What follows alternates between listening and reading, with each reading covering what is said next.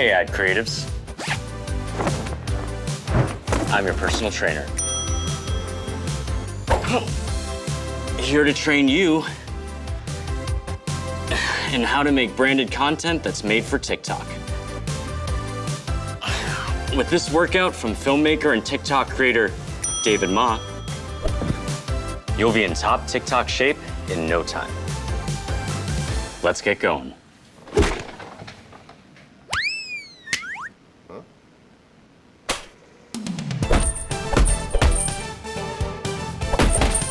So how do I make my videos more addicting and fun to watch? That's a great place to start.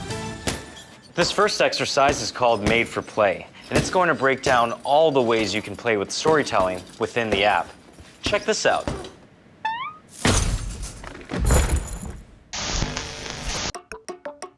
On TikTok, creativity's at your fingertips. So step out of the edit suite and start playing. Anyone with a phone can make a TikTok like this, or this. A lot of people can do this really, really well, but we've seen it. But hold on, I got something for you. Exploration and playing as you go is key on TikTok. It allows you to discover what's right for your brand visually, and it's gonna keep people watching for whatever it is you're trying to say. Whether your transitions involve clothing or locations or whatever else you can imagine, it's all done within the app. So start, play. If you want to know more, watch part 2. Okay, but what about subcultures? Should I be making content for the broad ones or the more niche ones? Okay, sure. We'll get into that with Made for Communities. This one's all about how to speak to different groups and connect with new audiences. Cool. One way to reach bigger audiences on TikTok is by harnessing the power of smaller ones. Subcultures are niche communities that form around common passions and interests. I like to think of them as the new demographics, and they have this power to influence culture on and off the platform.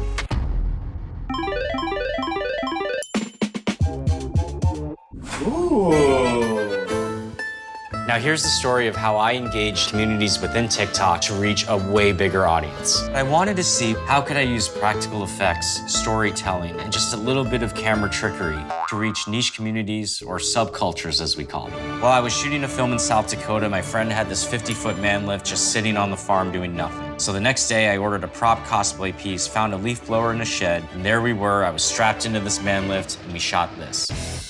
It was wild. Over 2 million views, and I got a surge of new followers who would have never discovered my page otherwise. Subcultures can be rabid with engagement when you create something that speaks to them. If you want to know more, watch part 3. Hey David, I see a lot of videos getting made from comment replies. How does all that work? Well, David, every comment is just another great idea that's waiting to be flexed. Now let's take a look at what makes comments so valuable.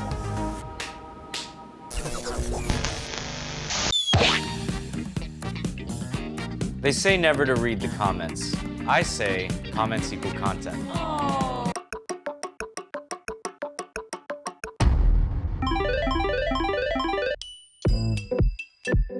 I think that comments are the new creative grease for social. Comments tell you how the content's being received, questions people may have for you, and topics they want to see more of. So when I reply to comments, sure, it increases my engagement, but I do it because it invites others to leave one of their own. You and I both know that brands are always going to have their content calendars, but peppering in some reactive content can fundamentally drive connection and engagement with your audiences. Watch part 4. So, what should I look for when working with creators? Well, all right, here's our next session. This is Made for CoCreation. Having worked in agencies myself, I know how hard it is to get a great idea sold through. So when I think back to all the branded partnerships on my page, the best partnerships have been the ones that actually felt like, well, a partnership. Me and the creative team bounced ideas back and forth, and we were able to communicate what the brand needed to say, but through my own visual style.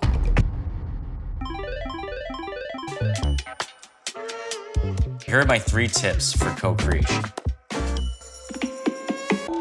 If you're working with 5 different creators, they're gonna need 5 different briefs. You should tailor each one to what you want them to bring to the campaign idea.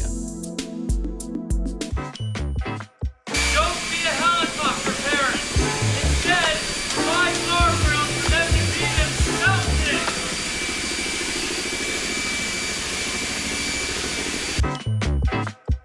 We've all seen influencers who just look like talking billboards, but creators are a bit different. They're a part of the creative team, and they're gonna benefit from your creative direction. Trust me, I've been on both sides of this, and when it comes to co-creation on TikTok, you're gonna gain a lot by giving up a little. Speaking of co-creation, a big shout out and huge thank you to Kaylin Ellis for setting the vibe. Watch part 5. So, what are some good ways to make TikTok content while I'm on a shoot? This is one of my favorite routines, and it's packed with tons of tips and tricks on creating behind-the-scenes content. And really all you need is one of these. I mean these. This is prop glass. It's a special movie prop that we use on film and commercial sets. When I'm on set directing, we've got expensive cameras, robotic arms, and truckloads of cool props on every shoot. But one thing I always bring to set is my phone. It's how I capture my creative and production process.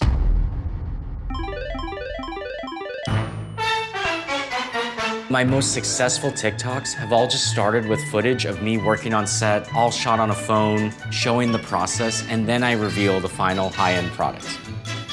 Creators, and especially brands more than ever, have this unique opportunity on TikTok just to be real with audiences.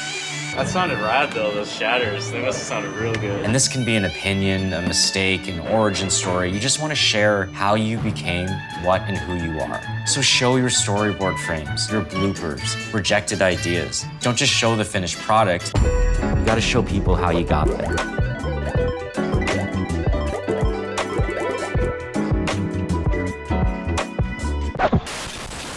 Great job flexing those creative muscles.